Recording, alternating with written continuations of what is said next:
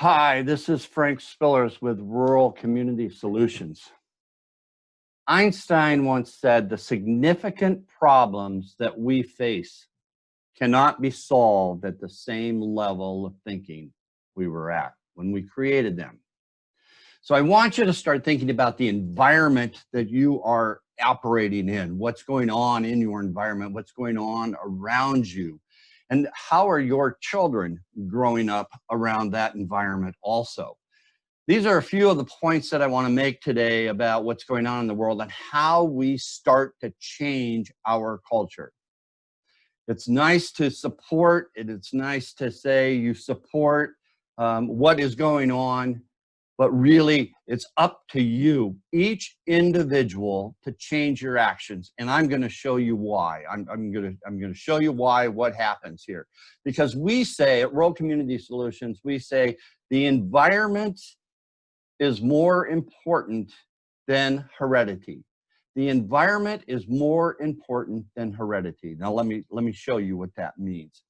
Is that when we define environment, this is how we define what we're saying. Is the environment are the circumstances or the objects or the conditions by which surround you. So what is surrounding you? What kind of environment is surrounding you right now? Look around. Who are you communicating with, who you're organizing with, who are you associating with?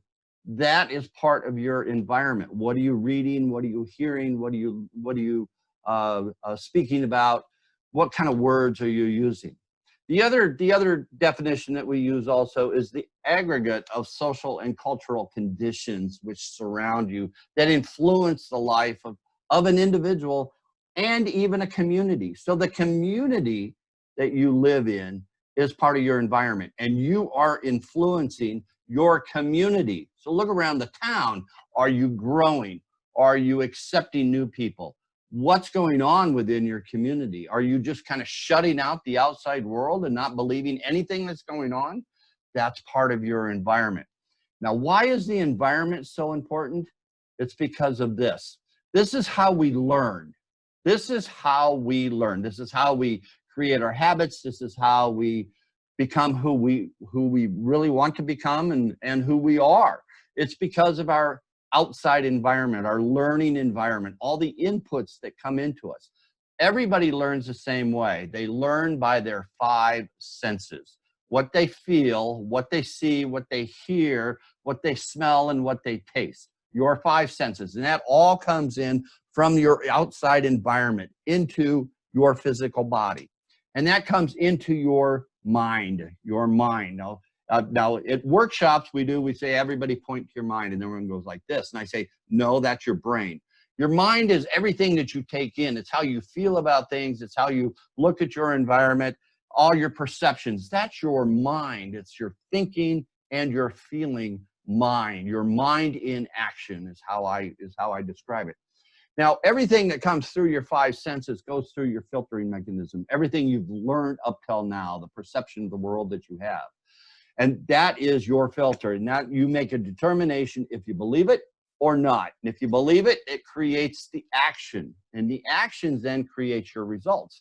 And once you like your results, you say, okay, if I do those actions, I get these results. That becomes my belief system all the time.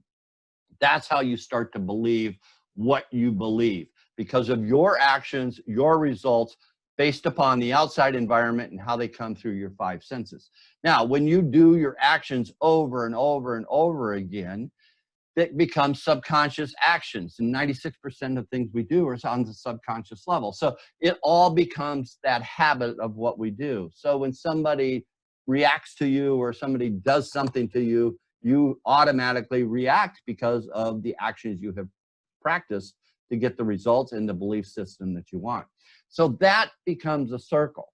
So then everything that anybody has ever said to you over your entire life is a recording within your head, and you keep playing that over and over and over again.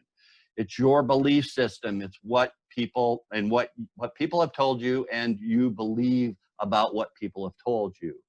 So this is what's going on also, is that we believe different things. We believe different people of what we have been told, and those our impetus for our actions to get our results, to get our belief system. So we always generate towards the people that we believe. We always generate towards the sources that we believe. And this creates our culture.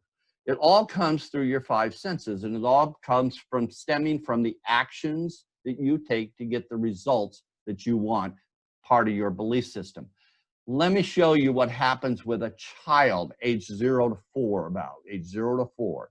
Is because at age 0 to 4, they have no filtering mechanism. They don't know yet. So anything in their immediate environment becomes their reality.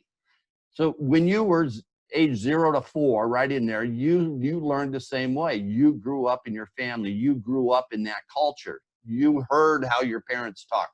You heard how your grandparents talked. You heard how the adults talked. You saw how they acted. You walk into a kitchen and grandma was cooking bread and you can smell that. So now when you smell bread, you automatically go back in time to that memory.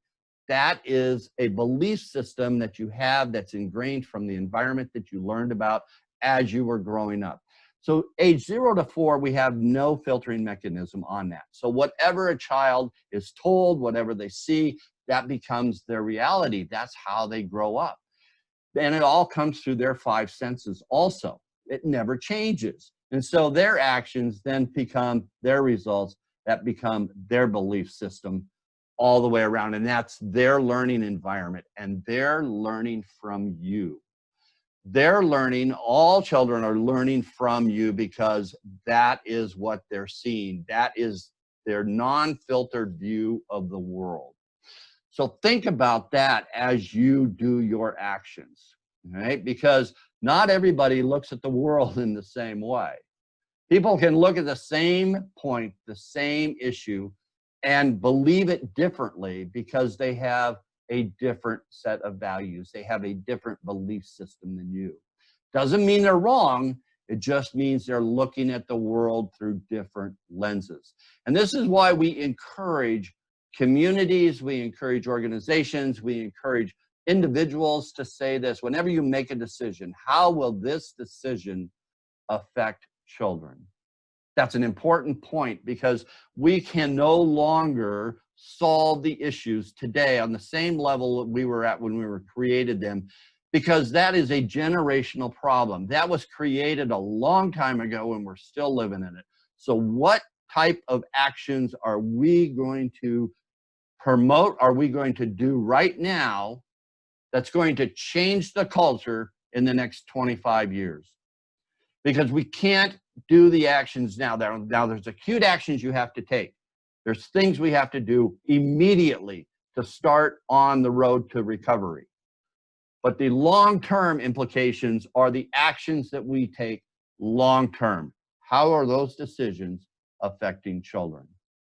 Your actions get your results.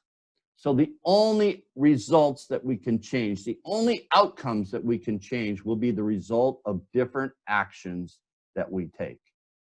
The significant problems that we face today cannot be solved at the same level of thinking we were at when we created them. Let's take Einstein's advice. Let's not do the same things in the same way and expect different results. We have to change our actions, and we have to do it now. I'm Frank Spillers. We have Rural Community Solutions, and we would love to help your community change its culture, build from the ground up. You have a restart. We can be resilient, and we can grow your community the way you want it to grow. I'm Frank Spillers. Comment below. I'd love to have a conversation with you. Let us help. Have a great week and be safe.